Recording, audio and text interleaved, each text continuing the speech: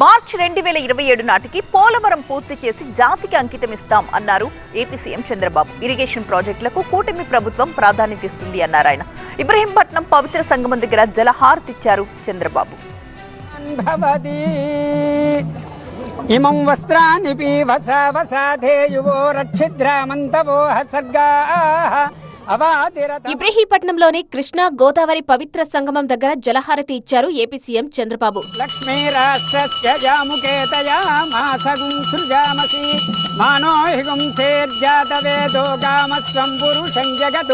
గోదావరి కృష్ణమ్మ పరవళ్లు తొక్కితే ఆంధ్రప్రదేశ్ లో పంటలకు కొదవ ఉండదన్నారు చంద్రబాబు. కృష్ణవేణి నీలం రంగు, అదే గోదావరి అరుణవర్ణం, అది రెడ్గా ఉంటుంది, ఇది బ్లూగా ఉంటుంది. రెండు కలిపి గోల్డ్గా తయారైంది, బంగారంగా తయారయ్యే పరిస్థితి వచ్చింది. కలర్లు కూడా బంగారు కలరే. తాను పట్టిసీమ నిర్మించి ఉండకపోయి ఉంటే కృష్ణా డెల్టా పరిస్థితి దయనీయంగా ఉండేదన్నారు చంద్రబాబు. పట్టిసీమ ఒట్టిసీమ అన్నారు, పట్టిసీమ దండగా అన్నారు. ఎక్కడ నీళ్లు పెడతారని అడిగారు. 80 టీఎంసీ నీళ్లు తెస్తారు, తీసుకొచ్చి ప్రకాశం బ్యారేజ్ అంతా 2 టీఎంసీ 4 టీఎంసీ ఉంటుంది. ఎక్కడ పెడతారంటే నేను చాలా వివరంగా చెప్పాను. ఆ నీళ్లు వస్తే పొలాలకు వెళ్తాయి. ప్రతిరోజు ఒక 14-15 వేల టీఎంసీ నీళ్లు కావాలి.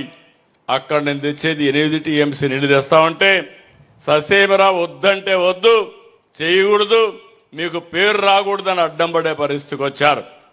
నేను ఆ రోజు భయపడుంటే ఈ 10 సంవత్సరాలు కృష్ణా డెల్టా ఏమయ్యేదో మీరు ఒక్కసారి ఆలోచించమని మిమ్మల్ని అందరినీ కోరుతున్నా.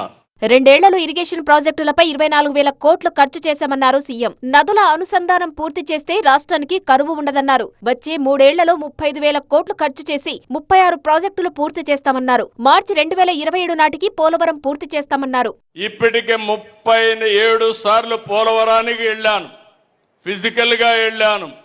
137 సార్లు వర్చువల్ గా సమీక్షించాను.